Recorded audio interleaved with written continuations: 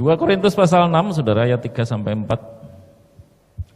Telah lahir WL baru hari ini, suasananya berbeda ya. Ditunggu WL lain ya. 2 Korintus pasal 6 ayat 3-5, maaf ya, 3-5. 2 Korintus pasal 6 ayat 3-5.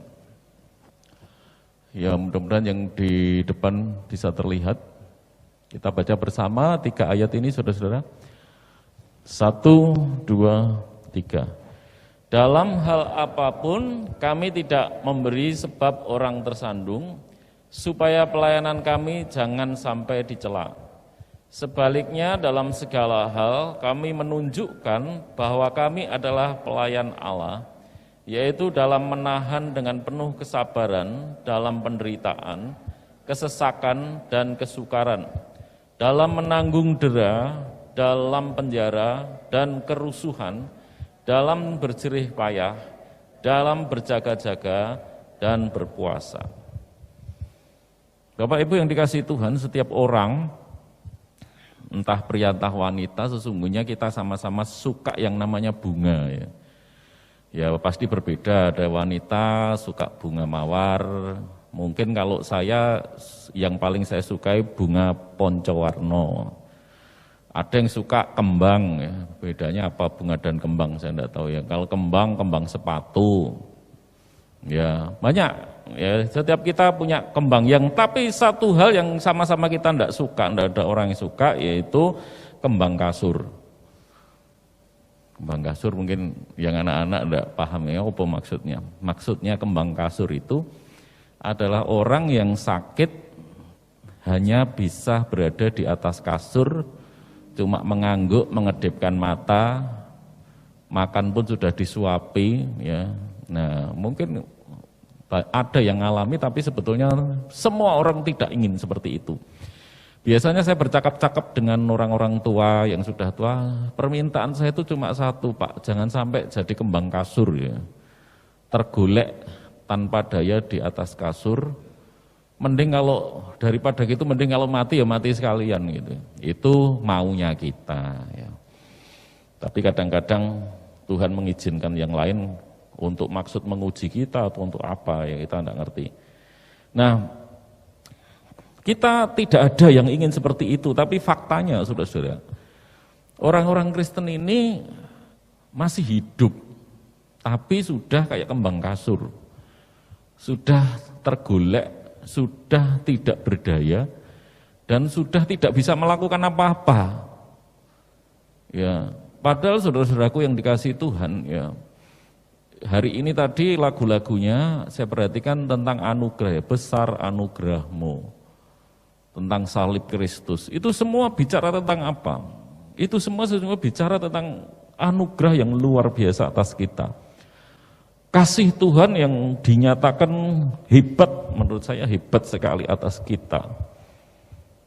Sayangnya banyak orang Kristen yang tidak tersentuh ya, dengan kasih, tidak tersentuh dengan anugerah itu. Ya, kayak orang kembang kasur tadi tergeletak, sebetulnya tidak stroke, tidak mengalami penyakit apa-apa, penyakit rohani ini. Tetapi dia tergolek dan tidak dapat melakukan apa-apa lagi untuk Tuhannya. Seperti 10 orang kusta yang mau balik berterima kasih. Pelayanan itu kan sebetulnya bentuk dari ucapan terima kasih kita kepada Tuhan Yesus yang telah menderita. Dia mau meninggalkan surga. Mau meninggalkan surga itu luar biasa, saudara. Ya, meninggalkan surga kalau untuk orang-orang baik, menemui orang-orang yang baik, hebat, itu menghargai, bagus. Untuk orang-orang yang buruk seperti kita. Nah, itu tindakan yang luar biasa. Mestinya, makanya Yesus bertanya loh saudara ya, menanyakan 10 orang kusta itu yang datang cuma saya, mana yang lain? Karena bagi Tuhan itu masalah, aneh. Mana yang lain? Kenapa yang datang hanya ini? Yang lainnya mana?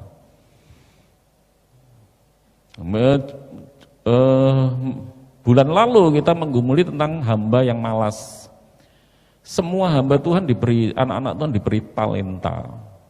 Ya, semua anak-anak Tuhan diberi talenta, tetapi ada satu orang, selalu ada, saudara, yang menyembunyikan talentanya. Nah, ini yang tidak mau melakukan apa-apa, ini disebut hamba yang malas. Ya, tergolek lemas tanpa bisa berbuat apa-apa. Mengapa sebagian orang berhenti dan tidak mau melayani lagi? Mungkin karena kecewa, saudara-saudara, karena memang di dalam pelayanan itu sering kita mengalami konflik, suasana-suasana yang tidak enak, ya. Mengalami kepahitan dengan teman pelayanan, tidak kuat menghadapi permasalahan-permasalahan yang kita jumpai di dalam pelayanan. Ya, karena ketakutan, ya, kalau sekarang tambah masalah ketakutan, tadi Jimmy menyebut ketakutan gempa.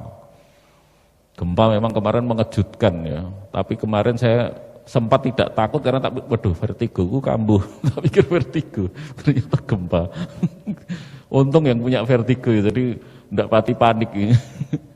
yang enggak punya, waduh, kambuh lagi vertigo, ternyata, kok geruduk-geruduk, ternyata gempa. Itu memang menakutkan, saya langsung lari, saya panggil, saya pas di kantor, ya, anak-anak saya panggil, ayo keluar semua, keluar gitu. Ayo lari gitu. Ya, ketakutan.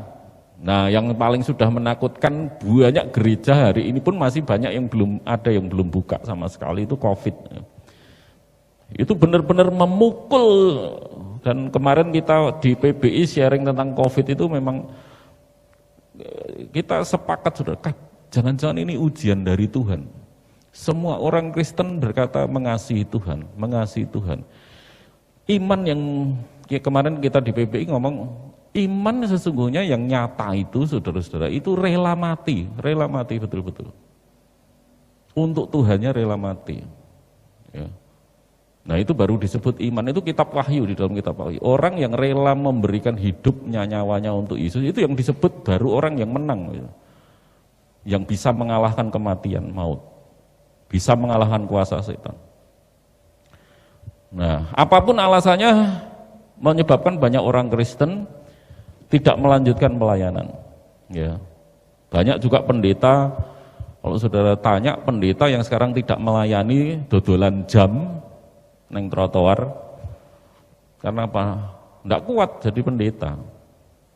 Siapa saja bisa, saudara, jemaat, pendeta, pengurus gereja, ya, dia bisa saja merasa lelah, konflik, menghadapi masalah-masalah.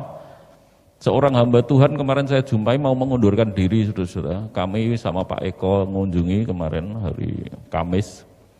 Kita mengatakan jangan mundur toh. Ini justru gereja yang seperti ini itu jenengan harus ada. Saya jelaskan, kami di Duta Ilahi juga awalnya mengalami. Tapi jangan pernah meninggalkan pekerjaan Tuhan ketika justru banyak masalah. Banyak masalah itu kita harus bertahan sebagai hamba Tuhan karena bukan kebetulan ditempatkan di situ. Siapapun sebetulnya, saudara-saudara, ya kita bisa mengalami yang namanya patah semangat, ya, patah semangat. Nah, oleh karena itu saya mengambil tema pagi ini, salib dalam kehidupan pelayanan. Karena kalau kita kehilangan fokus kita kepada salib itu, tantangan-tantangan, masalah-masalah yang kita hadapi di dalam pengabdian kita kepada Tuhan, itu membuat kita tawar hati, ya, membuat kita lemah. Pendeta Robert Schuller, pendeta yang aktif di televisi di Amerika, saudara-saudara, menanggapi tentang patah semangat, cegeh, nih bahasanya Tulung Agung, cegeh loyo. Dia berkata demikian, saudara, diperlukan keberanian untuk mengasihi. Jadi bagaimana kita tetap mengasihi kadang-kadang orang-orang yang menyakiti kita, diperlukan hati yang tabah untuk menghadapi resiko dipatahkan, untuk menemukan kegembiraan. Karena kalau kita bisa melewati itu, saudara-saudara, kita akan menemui kegembiraan. Itu yang saya katakan pada teman saya kemarin, waktu saya kunjungi sama Pak Eko. Jangan Pak, sekarang Duta Ilahi itu saya katakan, dulu tidak seperti ini juga, dulu banyak sekali masalahnya. Sekarang saya pernah diundang di Surabaya, di Jogja, menjadi pembicara di antara hamba-hamba Tuhan, panitia-panitia perancang di Jogja, ya, waktu itu di gerejanya Pak Sumendi, gereja apa itu, Mbak Septian, lupa saya namanya, gereja Ngatinagaran ya, Ngatinagaran ya, tempatnya di sana. Nah, saya menjadi pembicara, mereka pengen belajar apa, saudara? Bagaimana melayani gereja yang penuh masalah, sampai menjadi bisa tenang.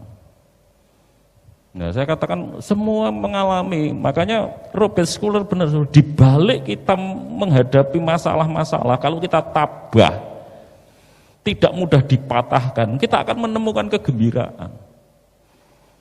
Nah, kalau judul film yang lalu, badai pasti berlalu, pasti akan ada berlalunya. Badai itu tidak selamanya badai.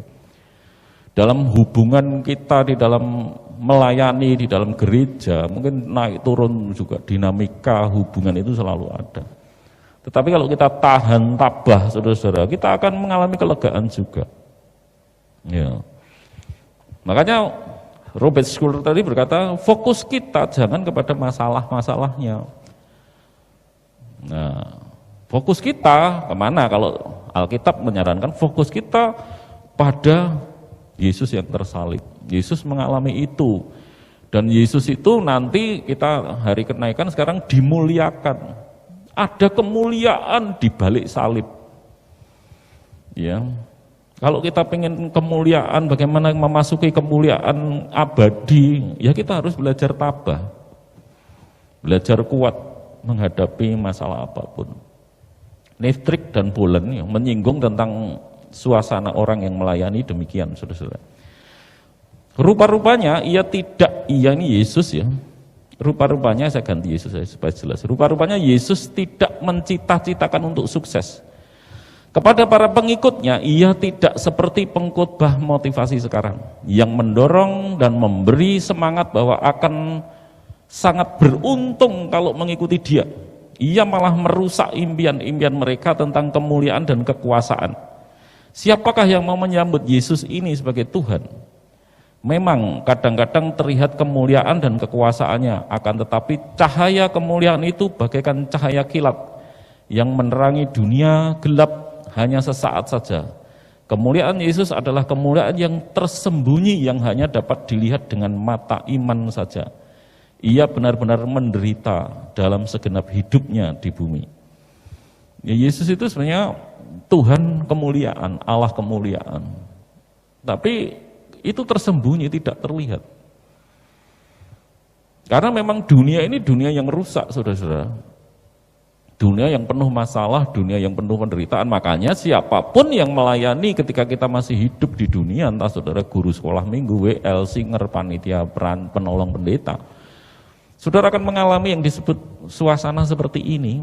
Jemaat mungkin melakukan ibadah kan sama ya, kemarin kita COVID kan masa gelap, wah galau semua, kita mengalami trauma, mengalami paranoid, ketakutan, saling mencurigai, saling menjauhi ya, kata kita begitu takutnya.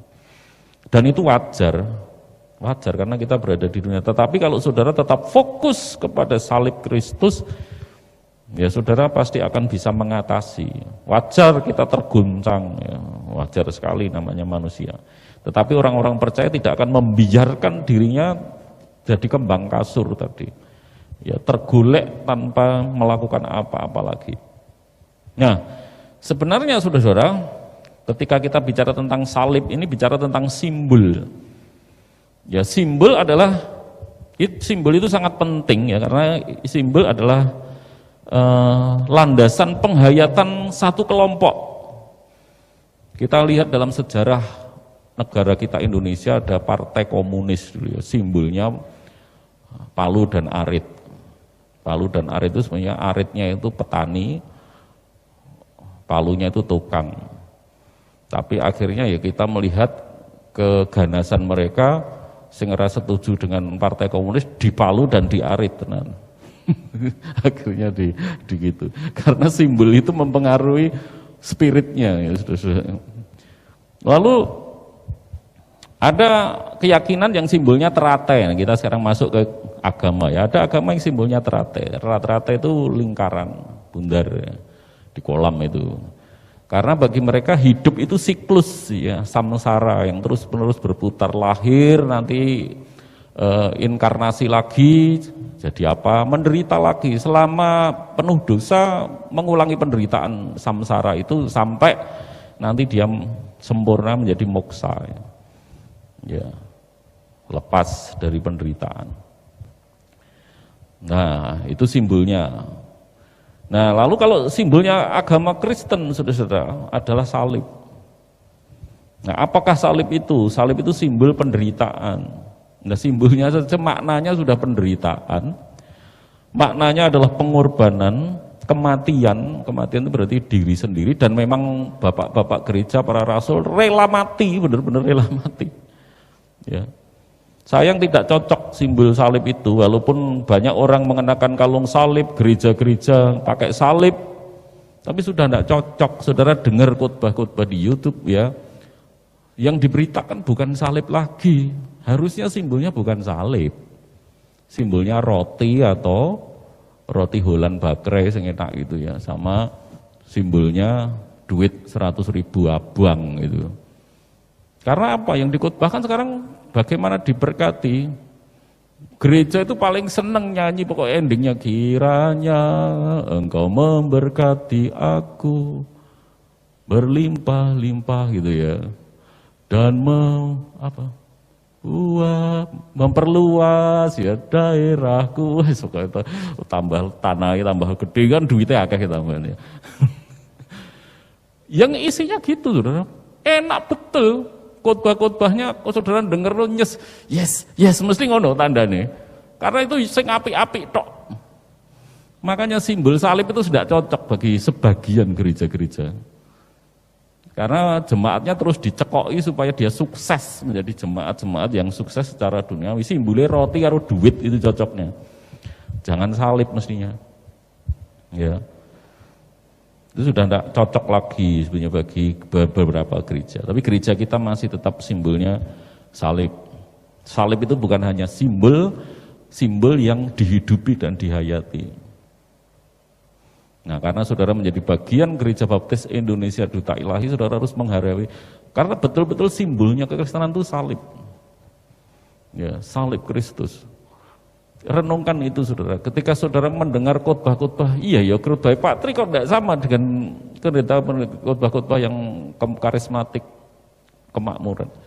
Karena saya tetap berfokus pada salib. Simbol kita masih tetap salib, bukan roti. Ya. Pagi ini kita akan belajar tentang pelayanan yang spiritnya salib, bukan roti dan uang. Seperti apakah pelayanan yang dijiwai oleh salib itu? Yang pertama, saudara-saudara, di dalam ayat 4 dikatakan, sebaliknya dalam segala hal kami menunjukkan bahwa kami adalah pelayan Allah, yaitu dalam menahan dengan penuh kesabaran dalam penderitaan. Ya, menahan penuh kesabaran. Sabar itu sabar, jangan tergesa-gesa, mundur, jangan berkecil hati, jangan merasa tidak kuat. Terus bertahan, jangan seperti itu. Kita harus semakin dewasa, saudara. Menahan penderitaan dengan penuh kesabaran. Kesabaran menunjukkan semangat, ya, terus untuk melayani Tuhan. Melayani Tuhan itu jauh lebih penting daripada apa yang kita rasakan. Karena Tuhan Yesus sendiri sudah sangat menderita bagi kita, ya, untuk menebus saya dan saudara. Oleh karena itu Paulus ingin melayani Tuhan, dan pelayanan itu tidak dapat dihentikan. Entah itu oleh masalah, entah itu konflik. Paulus konflik dengan Petrus pernah. Paulus negur Petrus munafik, kamu munafik Petrus. Itu konflik berarti. Ya, karena pada waktu itu ketika ada orang Yunani, orang Yahudi, Petrus mengelompok dengan orang Yahudi. Paulus marah. Kamu munafik kalau gitu itu. Enggak boleh. Injil itu bagi semua bangsa. Entah itu Yunani, Yahudi, ya, Cina, Batak, Jawa.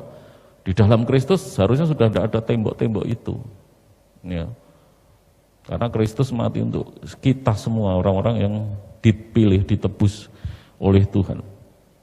Ya, entah oleh penderitaan, oleh siksaan, karena ketika Paulus tertangkap didera, dicambui, ya, diikat di penjara bawah tanah karena terumbang-ambing di laut, terapung-apung di laut dalam rangka perjalanan pemberitaan Injil, tidak pernah itu menghentikan dia. Berkali-kali Paulus berkata, aku berhadapan dengan maut.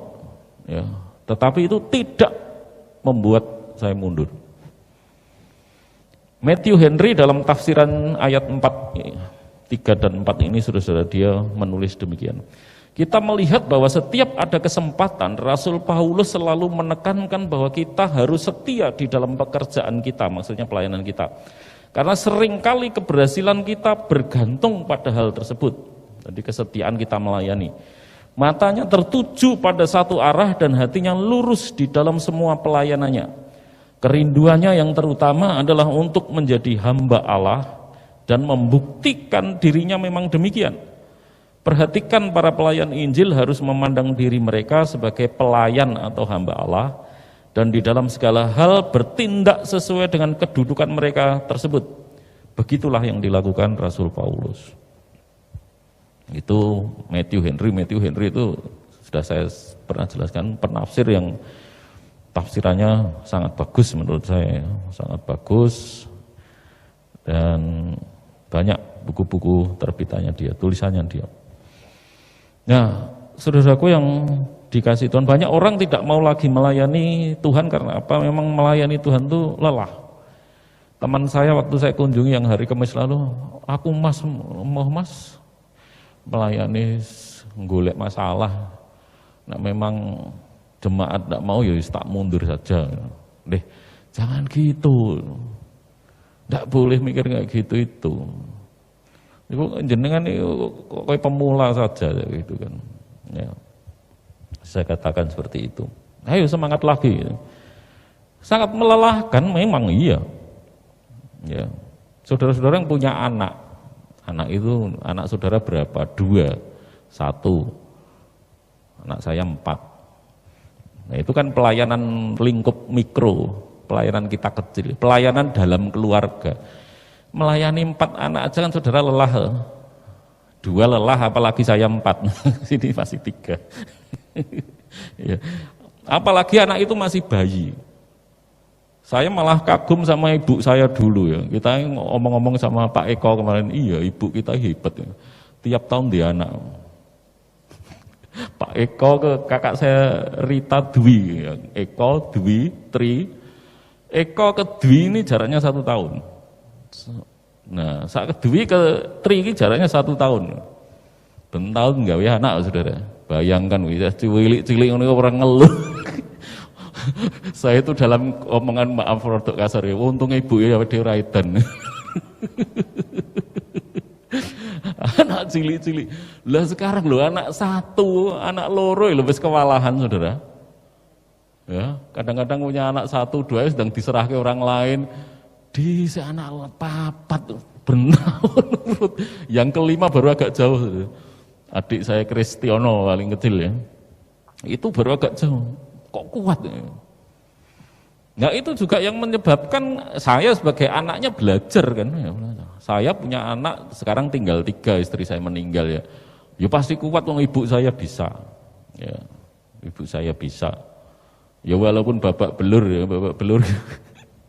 Bapak belurnya kemarin saya beli ke apotek diguyu sing nglayani. Mbak, obat kebledosan minyaknya apa Mbak? Mana tuh Pak? Ini loh di bibir. Bibir saya untungnya ketutupan melepuh. Meledos mak tuas itu, satu ke sini yang banyak, satunya ke pelupuk mata tapi untungnya di dekat di idep itu ya. Jadi panas tapi enggak apa-apa. Yang sini berdarah sampean. Oh, terus yang guyu terus dikasih obat ya. Sekarang udah kering ya. Buka kaleng ini pisau. Kena pisau. Ya wajar. Apakah terus kalau kena pisau keselamatan panci, ini ada yang keselamatan pancinya ini di sini. Tanpa sadar tangan saya karena siji goreng, siji ben cepet maksud saya ini merebus ini goreng. Ben cepet matangnya ya. Waktu saya kan soalnya dibagi dengan belajar ngantor bareng ya, waktunya pendeta. Nah itu keselamatan, luas. Tapi apakah hal-hal yang menyakitkan itu menghentikan saya? Ya tidaklah. Apakah ada rencana berhenti? Wes nek aku mau masak ya. tuku mateng terus, ya boros, tuku mateng terus berapa? 100.000 keluar sekali makan ya. Kalau belanja bisa 2 hari ya paling tidak bisa untuk makan 2-3 kali ya itu.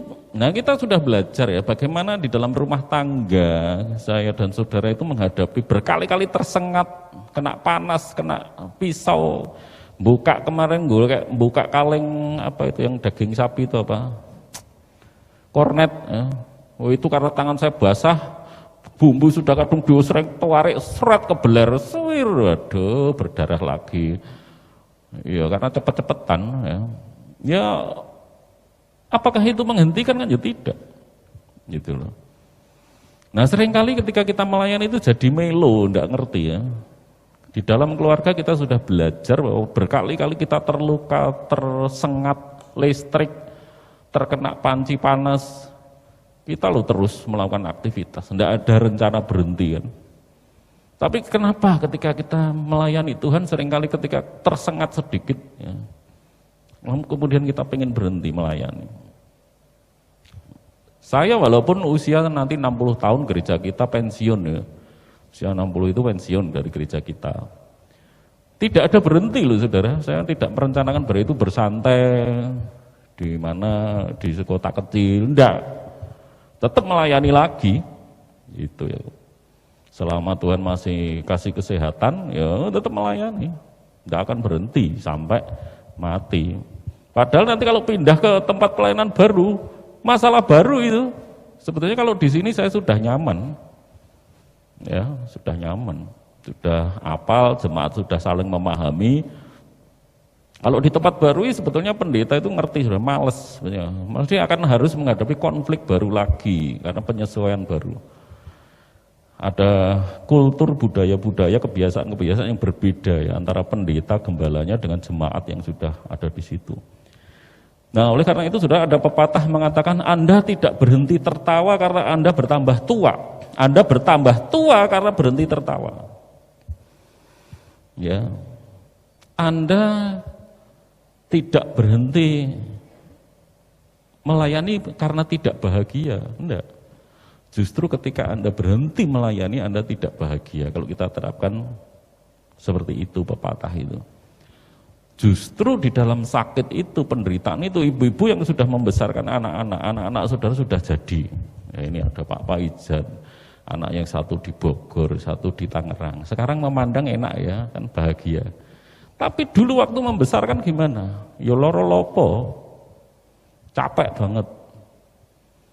Nah makanya ibu-ibu jangan mudah menyerahkan anak saudara kepada mbah. Paling gampang yang diserahkan mbah. Sekali lagi nanti yang jadi ibu mbahmu. Ya, walaupun berat kayak apa ini anak-anak saya masih ada. Mungkin tante-tantenya anak-anak saya bisa memelihara dengan senang hati kalau saya serahkan. Tidak, ya. Kita harus belajar terus gigih karena ada saatnya di balik kesusahan itu ada kegembiraan pada saatnya.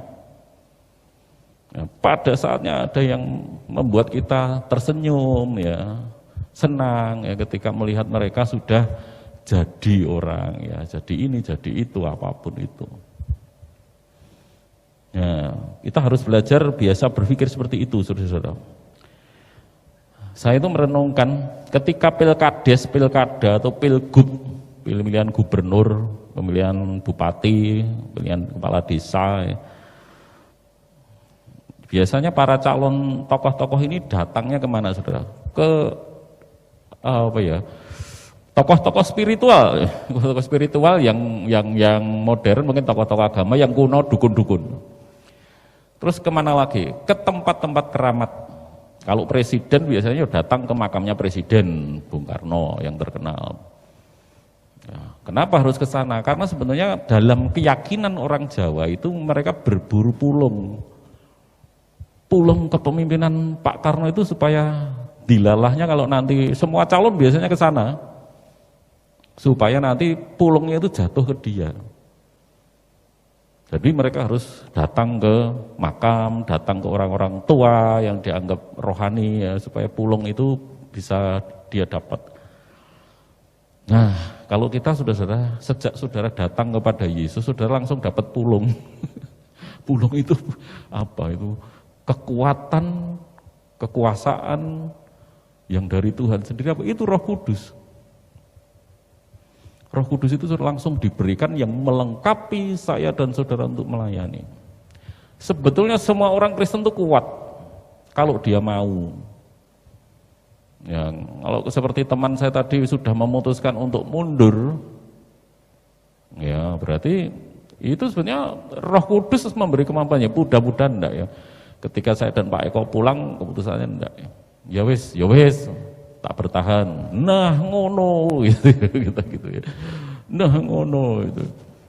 Nah, jadi saudaraku yang dikasih Tuhan, kalau sebetulnya sekali lagi kita diberi kemampuan, kamu diberi kuasa kalau Roh Kudus turun ke atas kamu.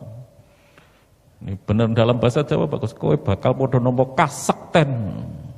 Ya. Kekuasaan ketika Roh Kudus itu turun ke atas kamu. Yang terakhir saudara-saudara di dalam ayat 45, yang pertama tadi terus semangat melayani orang lain ya. Kalau pelayanan yang dilakukan dengan salib itu terus semangat aja terus. Walaupun banyak masalah. Yang kedua, melayani dengan penuh pengorbanan. Di dalam ayat 4 dan 5 ya. Sebaliknya dalam segala hal kami menunjukkan bahwa kami adalah pelayan Allah, yaitu dalam menahan dengan penuh apa ini tadi? Waduh, yang terakhir kok tidak termuat di sini. Ya. Ayat 4 dan 5 saudara-saudaraku yang dikasih Tuhan. Sebaliknya ke dalam segala kami penuh kesabaran dalam penderitaan, kesesakan dan kesabaran dalam menanggung dera, dalam penjara dan kerusuhan, dan dalam berjerih payah, dalam berjaga-jaga dan berpuasa. Nah, saudara lihat ya di sini disebutkan pertama saudara-saudaraku di sana disebutkan dengan menanggung dera, kesesakan, penderitaan, kesukaran, penjara, kerusuhan, karena ketika Paulus melayani di satu kota pernah terjadi kerusuhan yang disengaja supaya Paulus ini difitnah, saudara-saudaraku yang dikasihi Tuhan. Tetapi ya sekali lagi ya, kita harus berani tetap menghadapinya dengan penuh pengorbanan. Pengorbanan itu ya harus mengorbankan diri. Ya. Mengorbankan diri kita, betul-betul mengorbankan waktu kita, tenaga kita, mengorbankan perasaan kita. Nah, kalau saya dan saudara sudah melewati itu, melayani tidak mundur, tidak lemah, tapi benar-benar karena salib itu, saudara-saudara tetap bertahan ya. Kayak seorang ibu yang melahirkan tadi ya, mengasuh anak, membesarkan anak, mengalami kesakitan, penderitaan apapun, tidak mundur lagi. Dia tetap melakukan tanggung jawabnya. Nah itu berarti saudara sudah menghayati salib. Kalau kita masih lemah, saudara masih lemah setiap menghadapi masalah, cegah aku. Banyak orang yang ngomong itu, Pak, saya jangan di panitia penolong pendeta, cegah. Banyak masalah, cegah. Jangan saya ngajar sekolah minggu, cegah. Ini saudara, untuk dapat melayani Tuhan itu saudara ya. Kalau tadi para calon bupati itu supaya dapat mengabdi kepada masyarakat, harus datang ke sana, datang ke sini mencari pulung. Saudara enggak perlu loh. Sudah enggak perlu nyari lagi. Petrus berkata, kamulah bangsa yang terpilih, imamat yang rajani. Umat kepunyaan Allah sendiri. Imamat itu saudara, berarti saudara, saya ini sekarang imam-imam. Makanya di dalam konsep kekristenan itu, saudara-saudaraku yang dikasih Tuhan, tidak ada lagi namanya konsep suami sebagai imam. Salah istri, yo imam itu. Kamulah bangsa yang terpilih, imamat yang rajani. Banyak gereja-gereja orang Kristen yang mengutip gitu. Ya kan suami sebagai imam loh, ibu ya imam. Nah, imam itu hubungannya dengan Tuhan. Yang betul suami itu adalah kepala keluarga. Nah itu baru betul. Kalau saudara ngomong suami sebagai kepala keluarga harusnya bisa menuntun keluarganya, berdoa, melayani Tuhan. Nah itu betul. Tapi jangan berkata sebagai imam. Karena imam itu di dalam keyakinan Kristen, saudara semua bisa menghampiri Tuhan. tidak melalui imam lagi. Ya, tidak harus melalui suami saudara. Ya, nek kepala keluarga betul, ya, tanggung jawabnya harus memimpin. Nah, oleh karena itu mari saudara-saudara kita terus melakukan pelayanan kita dengan menghayati salib itu. Pelayanan termasuk ibadah, abuda, ya. Itu termasuk pelayanan kita pada Tuhan, langsung kepada Tuhan. Ya, Tuhan dan sesama. Melayani di gereja itu saudara melayani Tuhan langsung vertikal karena saudara memimpin melakukan ibadah dan melayani sesama. Hukum itu, dua hukum itu saudara lakukan. Ya.